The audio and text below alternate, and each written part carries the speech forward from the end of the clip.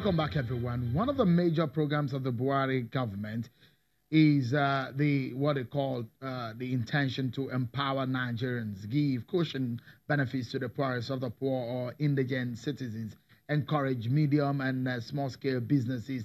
There have been series of those programs designed for that purpose: the trader money, the conditional cash transfer, and the rest.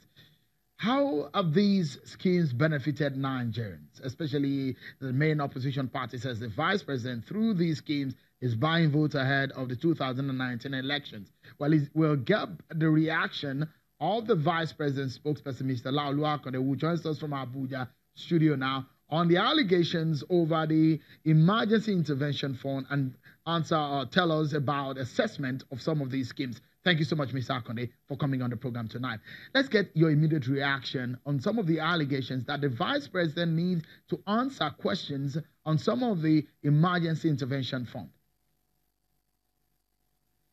Yeah, thank you, Sean, for having me. And I think it's very interesting that you had asked the Honorable Alisa to tell us exactly what question or questions that they want the vice president to answer.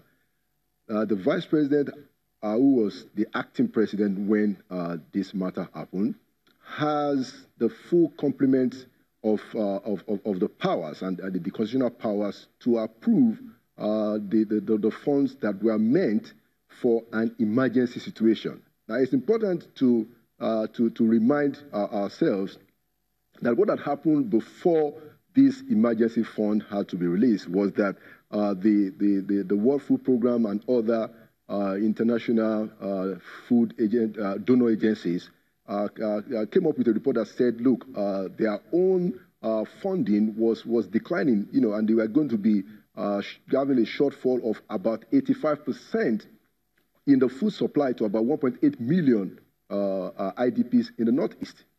So it was an impending food security situation, and we had to act very fast and we had to act very promptly. So what did the acting president do? The acting president quickly constituted a presidential committee that had the Minister of Finance, that had the Minister of Budget and National Planning, the Minister of State for Budget and National Planning, the Central Bank Governor, and quite a few other relevant agencies, including all the military agencies, all the security agencies, and also brought in representatives from the international community to try and develop a plan to avert the impending disaster. And it was an emergency situation. Now, under the Public Procurement Act, there is the provision for such emergency spending. And so it is within the powers that are vested in the executive, exercised by the acting president in this case, to make the approval. And so we don't know what question is left that they want us to. Maybe you can react to this, Mr. Akonde. He did say that part of the Eurobond that was approved by the National Assembly, monies were drawn from it, and the money spent by some of these agencies were not appropriated for. And spending unappropriated money is a crime, isn't it? Well, the fact of the matter is that the acting president, has a responsibility to approve the fund, which is what he did in this case. Now, if you want details of where the money was sourced from, when was it done, who did it, now, the finance minister and the relevant agencies can give you a detailed information about that. The issue here is whether or not the vice president, who was acting president at that time, had the authority to approve the money in those circumstances. And clearly, within our laws and practice, he has those powers, and nobody, can question that. And that is the fact of the matter. And this is the point that we're making. The vice president, when he was acting president, had the constitutional powers to make those approvals, which he did. So there are no violations at all from the side. Quickly, because I would like you to react to the issues of the welfare packages that the Office of the Vice President is superintending for Nigerians. And I would like you to tell us, is the vice president scrutinizing? Maybe there were wrongdoings or improprieties over some of the funds he approved at a time that were not used for the purpose for which he approved them. Quickly, if you attend to that so that we can move into these other issues of the welfare package. So under the Public Procurement Act, the provision of Section 43, I believe, that allows for emergency procurement also made the a requirement that, after the agency that implements have received the fund and expended it, certain reports ought to be made, which I believe must have been made. So we can always talk about those reports and give details of what happened after the approval. But my point and her point and the important point here, is, did the vice president, or does the vice president in acting capacity as the president, does he have the power to approve those funds at the time of emergency?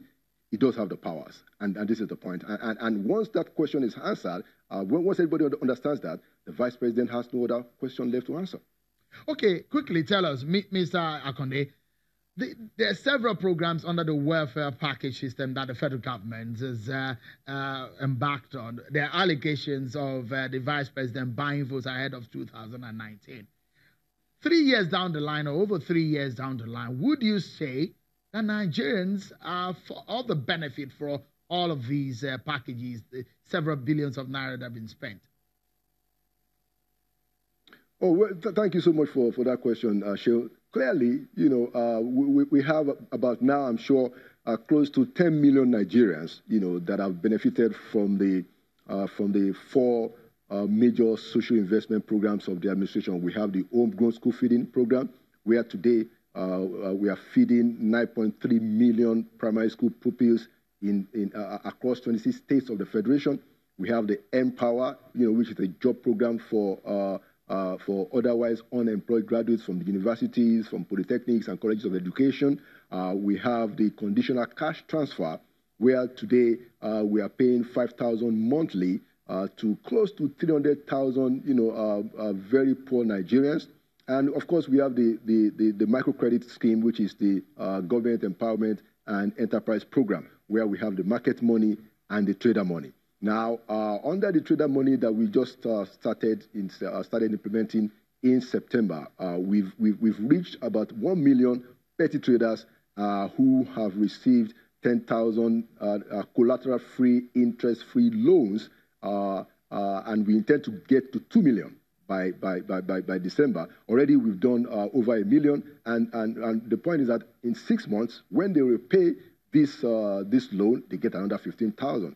And then if they repay this, another 6 months, they get 20, and they keep on going and going on. The point here, Sheung, is that it is important for us as a country and as a nation and as a government to have programs that address, this particular set of people in our economy. Okay. Now, we have millions of them. It's a critical aspect of our economy, and we believe that they should be supported.